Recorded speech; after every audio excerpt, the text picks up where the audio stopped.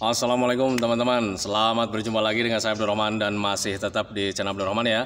Dan masih tetap juga mengupas tentang seputaran gangguan asam lambung dan anestesi psikosomatis. Nah, di season kali ini saya akan kembali jawab pertanyaan yang ada di kolom komentar gitu teman-teman ya. Nah, makanya bagi teman-teman yang merasa kemarin bertanya di kolom komentar, tolong tonton videonya sampai habis, jangan di skip biar kalian nanti mengerti, biar kalian nanti paham tentang seputaran pertanyaan kalian. Nah itu teman-teman, makanya tolong tonton videonya sampai habis, jangan di skip. Dan kemudian seperti biasa ya, bagi teman-teman yang baru bergabung, kalau seandainya kalian mau bertanya tentang seputaran gangguan asam lambung dan anestesi psikosomatis, alangkah baiknya kalian tonton dulu video-video saya sebelumnya, karena untuk seputaran gangguan asam lambung dan anestesi psikosomatis semuanya sudah saya share ya. Dari mulai cerita saya yang terkena gangguan asam lambung dan anestesi psikosomatis, kemudian merasakan 1001 macam sensasi yang sangat tidak nyaman, itu sudah di-share teman-teman ya. Dan kemudian bagaimana cara menangani setiap sensasi yang hadir, itu juga sudah di-share. Nah makanya biar lebih jelas, biar lebih detail, alangkah baiknya kalian tonton dulu video-video saya sebelumnya. Nah itu teman-teman ya. Dan kemudian bagi teman-teman yang baru bergabung juga, seperti biasa juga, kalau seandainya kalian belum subscribe channelnya, mohon videonya itu di subscribe dulu, karena untuk subscribe itu tidak memerlukan biaya, tidak memerlukan pendaftaran. Jadi subscribe itu adalah hal yang sangat mudah sekali bagi teman-teman lakukan ya. Jadi teman-teman itu cukup memijit saja tulisan subscribe, biar kenapa? Jujur ya, biar videonya itu cepat berkembang dengan baik. Dan kalau seandainya videonya itu berkembang dengan baik, sudah barang tentu itu akan menambah semangat tersendiri buat saya untuk terus nge-share tentang seputaran gangguan asam lambung dan anestesi psikosomatis ini terhadap kalian. Kemudian yang lebih penting dan yang lebih utamanya, tekan juga tombol lonceng sama tombol like-nya ya, biar kalian itu dapat notifikasi atau pemberitahuan video saya yang terbaru. Karena saya itu akan terus nge-share tentang seputaran gangguan asam lambung dan anestesi psikosomatis ini terhadap kalian, dengan tujuan semoga saja videonya itu menjadi wasilah atau jalan keluar bagi kalian yang sedang mengalami gangguan asam lambung dan anestesi psikosomatis hingga membaik ya, apalagi sampai sembuh total. Amin ya robbal alamin. Ya minimal hanya memberikan motivasi saja, atau lebih minimalnya lagi hanya sekedar menemani kalian yang sekarang sedang merasakan tidak nyamannya dari gangguan asam lambung dan anestesi psikosomatis. Nah itu teman-teman ya. Nah kembali lagi ke topik utama teman-teman ya. Di bulan-bulan ini saya jarang jawab kolom komentar, tetapi kalian gak usah khawatir, saya akan jawab langsung gitu teman-teman ya, lewat video seperti ini teman-teman. Tetapi untuk jawabannya itu mungkin tidak semuanya teman-teman ya, karena ada keterbatasan waktu gitu teman-teman. Nah sekarang saya akan menjawab video yang kemarin ya, yang judulnya itu asam lambung tidak ada pilihan, lakukan saja ini, kan gitu ya teman-teman ya. Nah ini teman-teman ya, yang merasa bertanya di kolom komentar ini teman-teman ya, tonton videonya sampai habis teman-teman ya. Nah pertanyaan yang pertama itu dari siapa ini ya?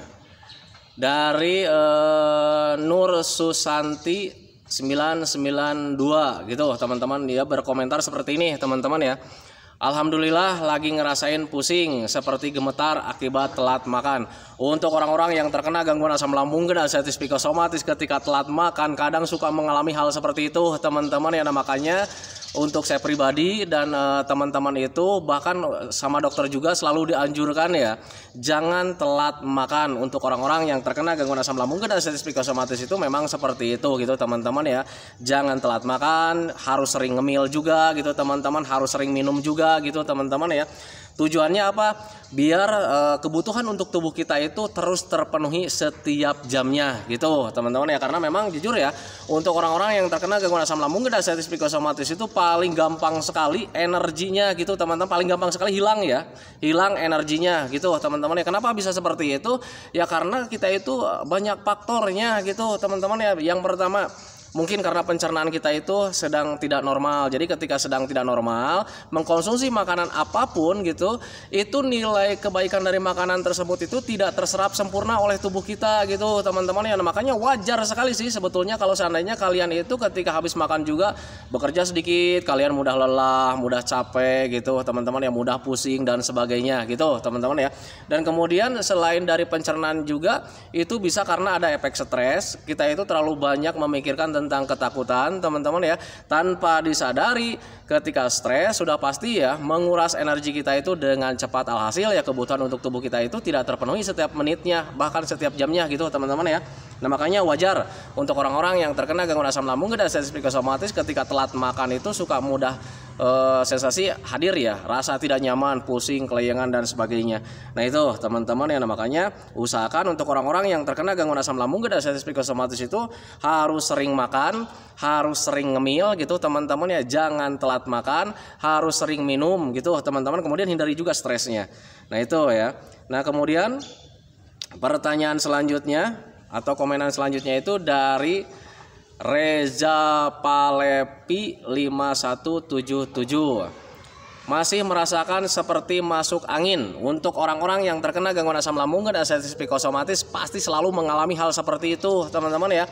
Karena untuk orang-orang yang terkena gangguan asam itu ya gasnya itu hadir dengan sendirinya di dalam lambung kita teman-teman ya. Itu gasnya itu hadir karena memang ada asam lambung yang sedang tidak normal. Jadi asam lambung sedang tidak normal itu kadang bisa menyebabkan gas setiap harinya gitu teman-teman ya. Dan makanya akhirnya ya sering mengalami kembung, begas, sering masuk angin gitu teman-teman, kayak masuk angin gitu ya. Kadang suka diikuti juga dengan kayak macam apa ya, sering mual gitu, ulu hati terasa mengganjal dan sebagainya. Nah itu teman-teman ya, nah, makanya untuk orang-orang yang terkena gangguan asam lambung dan sensitif psikosomatis ketika sering mengalami hal seperti itu, yang pertama harus sering minum air hangat pelan-pelan minimal 8 gelas dalam sehari, jangan sampai kurang gitu teman-teman ya. Kemudian harus sering makan juga, tapi jaga jenis makanannya dulu gitu kalau seandainya ada sensasi yang sedang hadir. Berbeda ketika kalian sensasinya sedang tidak ada gitu teman-teman ya, kalian harus bisa mencoba makanan-makanan yang lain dengan catatan jangan berlebihan saja. Nah itu teman-teman ya. Dan kemudian untuk orang-orang yang terkena gangguan asam lambung dan sensitif psikosomatis ketika sedang rentan-rentannya gitu teman-teman ya, itu harus diupayakan gimana caranya supaya kalian itu terhindar dari suhu dingin. Karena untuk orang-orang yang terkena gangguan asam lambung dan sensitif psikosomatis itu paling sensitif sekali dengan suhu dingin teman-teman ya. Angin datang sedikit saja kita itu nggak nyaman.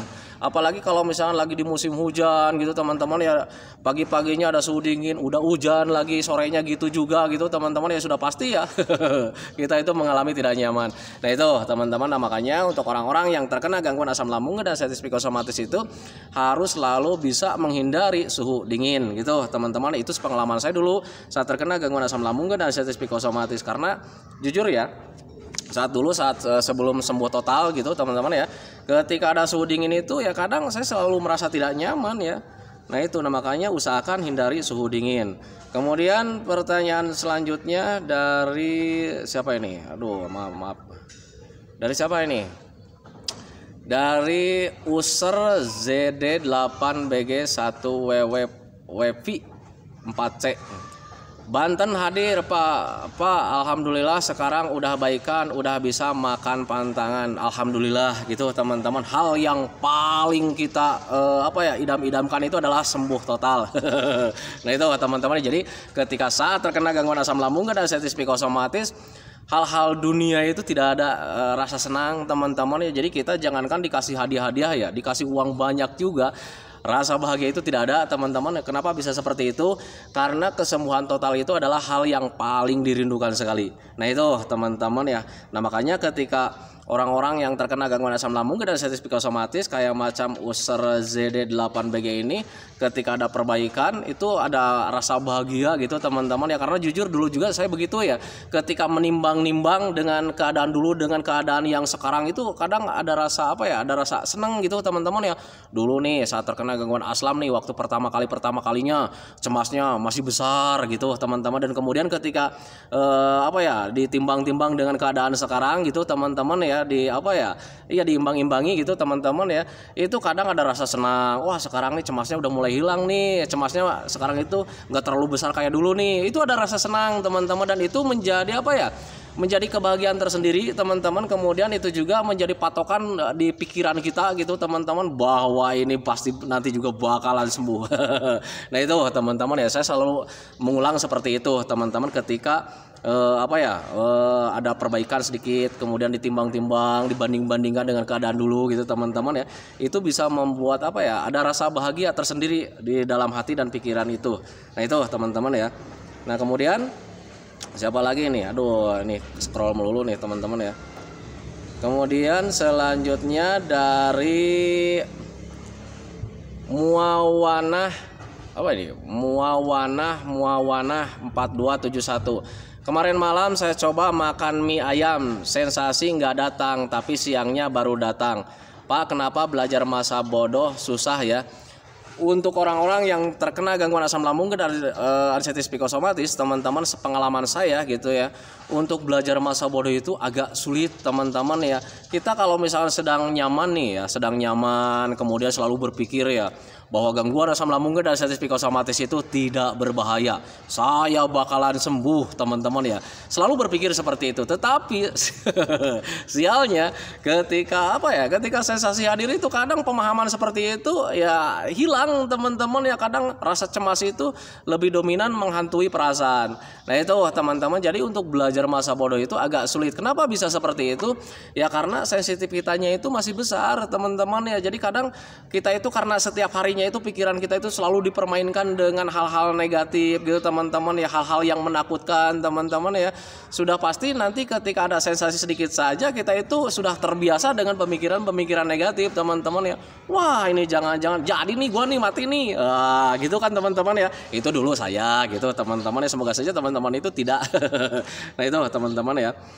Jadi itulah orang-orang yang terkena gangguan asam lambung dan anestesi psikosomatis. Nah makanya untuk orang-orang yang terkena gangguan asam itu ketika ada anxiety disorder harus selalu menanamkan dalam pikiran kita itu setiap harinya, teman-teman ya, belajar masa bodoh gitu, teman-teman ya. Kemudian selalu menanamkan dalam pikiran kita bahwa gangguan asam ini tidak berbahaya gitu, teman-teman ya. Selalu tanamkan dalam pikiran kita itu setiap hari selalu seperti itu, dan nanti juga kita akan terbiasa sih sebetulnya. Ketika ada sensasi, wah kemarin juga sensasi hadir, toh gua masih hidup sampai sekarang juga. Kan gitu teman-teman ya. Nah itu, nah kemudian komenan selanjutnya ini dari siapa ini ya? Sebentar teman-teman ya. Ini dari Yeti Kusmiati 6741. Gejala datang langsung cemas, pikiran negatif pun datang, takut penyakit besar. Nah itu teman-teman ya. Jadi itu dari mental, karena memang dari pola pikir kita juga, karena setiap harinya itu kita selalu sudah terlatih sih sebetulnya ya, terlatih ke hal-hal negatif, teman-teman ya, karena memang ada trauma juga di awal-awal gitu, teman-teman. Nah, makanya ketika orang yang terkena gangguan asam lambung dan anestesi psikosomatis, ketika sensasi hadir juga, kalau misalnya kita sudah paham bahwa gangguan asam ini tidak berbahaya, tetap aja kita itu merasa takut, was-was gitu, teman-teman. Tetapi kalian gak usah khawatir, nanti juga pemikiran hal seperti itu akan hilang dengan sendirinya. Kalau seandainya kalian selalu membiasakan diri, selalu berpikir ini tidak akan apa-apa, ini tidak akan apa-apa. Kemarin juga udah berbulan-bulan saya mengalami hal seperti ini, tetapi sampai detik ini juga masih hidup. Nah itu teman-teman ya. Itu yang saya alami dulu, itu yang saya lakukan dulu saat terkena gangguan asam lambung dan anestesi psikosomatis, teman-teman ya. Terus selanjutnya dari siapa ini? Dari UP Gaming 69. Bacakeun dong Pak Abi, komen wae teu acan di waler wae. Wah ini makanya itu teman-teman ya. Bagi teman-teman yang berkomentar di kolom komentar gitu, teman-teman ya, kalau seandainya sama saya itu ada yang tidak terbacakan, ada yang tidak terjawab, teman-teman ya, mohon maaf sekali karena memang atas keterbatasan saya gitu, teman-teman ya, kayak macam ini nih. Ini siapa nih? Upeng Gaming 69, bacakeun dong Pak Abi, komen wae teu acan di waler wae. Jadi dia itu mohon dibacakan katanya gitu, teman-teman ya, karena setiap dia komen nggak pernah dibacain, teman-teman ya. Nah itu ya, sudah saya bacakan ya, UP Gaming 69. Kemudian selanjutnya dari siapa ini? Dari user BW3WX9F7P. Tapi di bawah jalan gak bisa enjoy Pak Guru, gak bisa menikmati, ketakutan selalu hadir, jantung berdebar, badan rasa mau oleng. Nah itu ya, untuk orang-orang yang terkena gangguan asam lambung dan anestesi psikosomatis, ketika tekadnya kuat, semangatnya hadir gitu teman-teman, dan kemudian selalu mempercayai bahwa ketika gua jalan-jalan itu nanti gua bakalan baik-baik saja gitu teman-teman. Tetapi ketika jalan-jalan itu ya kadang ada sensasi oleng gitu teman-teman ya, kemudian was-was suka hadir gitu teman-teman ya, sensasi hadir gitu teman-teman ya. Itu di awal-awal memang seperti itu teman-teman ya. Jujur saya juga dulu saat pertama kali terkena gangguan asam lambung dan anestesi psikosomatis, kemudian membiasakan diri untuk olahraga, untuk jalan-jalan menyenangkan gitu teman-teman, biar cepat membaik gitu teman-teman ya.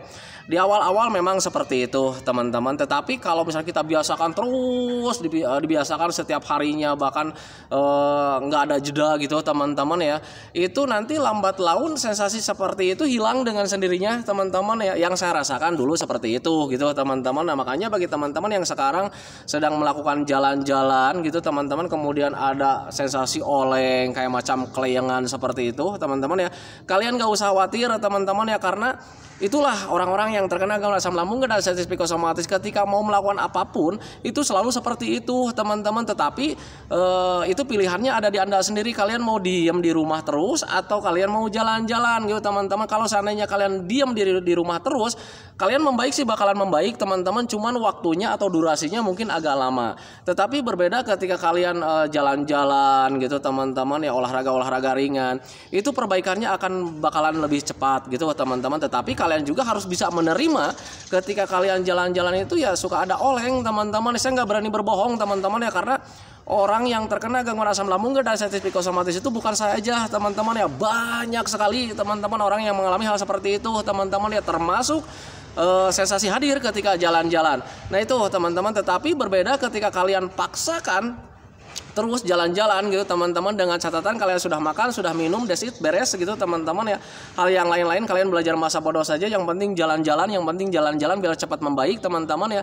Nanti lambat laun kalian itu bakalan membaik, bakalan sehat total gitu teman-teman ya.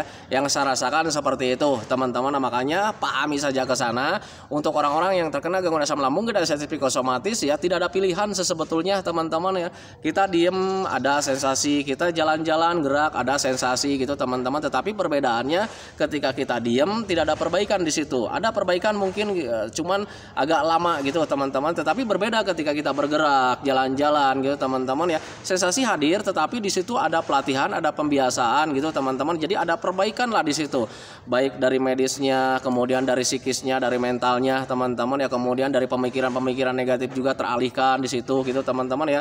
Karena ketika kita jalan-jalan itu ya banyak hal yang bisa kita lakukan teman-teman ya, dari mulai pandangan kita bisa bisa melihat pemandangan-pemandangan atau aktivitas orang lain. Kemudian pendengaran juga kita bisa mendengarkan ocehan-ocehan orang lain gitu teman-teman ya, kayak macam anak-anak yang sedang bermain kita dengarkan asik tertawa seperti itu teman-teman. Kemudian dari gerakan juga ada yang bisa kita lakukan teman-teman ya, kita bisa bergerak jalan-jalan gitu teman-teman ya. Berbeda ketika kita selalu berdiam diri di rumah. Yang saya rasakan dulu itu lebih dominannya itu kita itu terlalu merasa-rasakan teman-teman ya, terlalu mengingat-ingat tentang seputaran gangguan asam lambung dan anestesi psikosomatis. Nah makanya di situ lebih dominan stres itu hadir terus gitu teman-teman ya, yang saya alami dulu gitu teman-teman. Nah makanya waktu itu untuk menghindari stres itu saya paksakan untuk jalan-jalan. Nah tetapi kadang ketika jalan-jalan itu ada sensasi yang hadir. Nah apa yang harus dilakukan gitu teman-teman ya, sepengalaman saya ketika jalan-jalan kemudian sensasi hadir itu ya saya cuma duduk manis aja teman-teman ya, duduk manis, minum gitu teman-teman ya, sambil ngemil juga. Nanti ketika sensasinya lewat saya jalan lagi.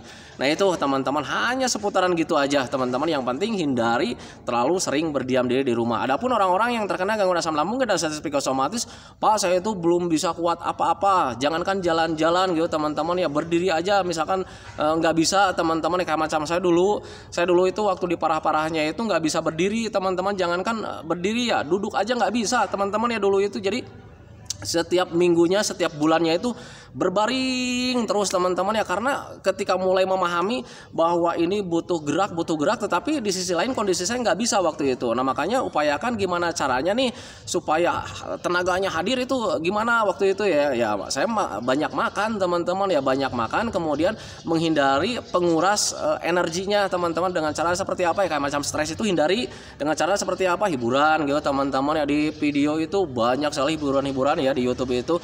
Nah kemudian untuk olahraganya juga tetap saya lakukan teman-teman ya. Saya mencoba meremas-remaskan tangan waktu itu, walaupun waktu itu ya tenaga nggak ada teman-teman ya, sama sekali nggak ada. Jadi jangankan untuk meremas-remas kuat gitu teman-teman ya, meremas itu kayak macam gerak-gerak biasa lah, nggak pakai tenaga teman-teman. Yang penting gimana caranya supaya kita itu bisa bergerak. Yang penting ketika bergerak itu ada pemikiran yang teralihkan teman-teman ya, pemikiran tentang penyakit, pemikiran tentang kematian dan sebagainya. Nah itu teman-teman, makanya dalam keadaan apapun gimana caranya kalian itu harus bisa bergerak teman-teman semampunya. Nah itu teman-teman ya, pas itu masih berbaring kan gitu ya, masih berbaring belum bisa ngapa-ngapain. Berbaring bisa bergerak teman-teman ya, kayak macam bibir bisa bergerak, kalian banyak berdoa, banyak wiridan teman-teman ya. Kemudian tangan kalian bisa bergerak remas-remas begini. Kalau misalkan remas-remas nggak ada manfaatnya teman-teman, kalian bawa tasbih gitu teman-teman ya, kalian wiridan, ada gerak di situ teman-teman ya. Yang penting kalian itu gimana caranya pikiran kalian itu nggak selalu teringat dengan yang namanya penyakit, dengan yang namanya ketakutan, dengan yang namanya kematian. Nah itu teman-teman, karena hal-hal seperti itu cukup mengganggu proses pemulihan dari gangguan asam lambung, GERD, artritis psikosomatis. Nah itu teman-teman, makanya pahami saja ke sana. Nah itu teman-teman ya. Ini banyak sekali yang berkomentar yang belum saya bacakan teman-teman ya, mohon maaf sekali atas keterbatasan saya karena memang sekarang itu durasinya sudah 20 menit lebih teman-teman. Dan ini yang kolom komentar itu yang belum saya bacakan nih, kayak macam Nopi Damayanti, kemudian siapa lagi nih ya, Maulana Ramadan, kemudian User XM5, kemudian Mari Ambakri, kemudian Rudi Anwah, siapa lagi nih, kemudian Coki, kemudian Linda, Siti Sutrima, kemudian Jai Mahudin, Has Hirama Senju, kemudian UP Gaming. Oh, UP Gaming udah ya tadi ya, 2 kali berarti komennya dia nih. Kemudian Dharma Watu Tomo, banyak ini teman-teman ya yang belum saya respon komenannya gitu teman-teman ya, mohon maaf sekali atas keterbatasan saya karena memang sekarang sudah mau menjelang maghrib gitu teman-teman ya, sudah mulai agak gelap. Saya hentikan dulu videonya karena gambarnya mulai agak memerah. Nah itu teman-teman ya. Nah itu teman-teman ya jawaban saya yang ada di kolom komentar teman-teman. Semoga saja jawabannya itu menjadi wasilah buat kalian. Ya minimal hanya sekedar menemani kalian lah yang sekarang sedang merasakan tidak nyamannya dari gangguan asam lambung dan artritis psikosomatis. Kemudian seperti biasa ya, sebelum saya akhiri videonya, saya selalu mendoakan sama teman-teman itu, semoga saja teman-teman itu cepat sehat lagi, cepat sembuh lagi, cepat kembali lagi keadaan kalian yang dulu, baik semangatnya, moodnya, tertawanya, pokoknya kehidupan kalian yang berwarna itu semoga saja cepat kembali lagi, karena memang saya yakin 100% bahwa keadaan kalian yang dulu itu sangat dirindukan sekali. Nah itu teman-teman ya, kemudian doakan saya juga teman-teman ya agar saya itu tetap sehat, tetap kuat, tetap ceria, agar masih bisa tetap menemani kalian. Nah itu teman-teman ya, saya hentikan videonya teman-teman ya. Assalamualaikum warahmatullahi wabarakatuh.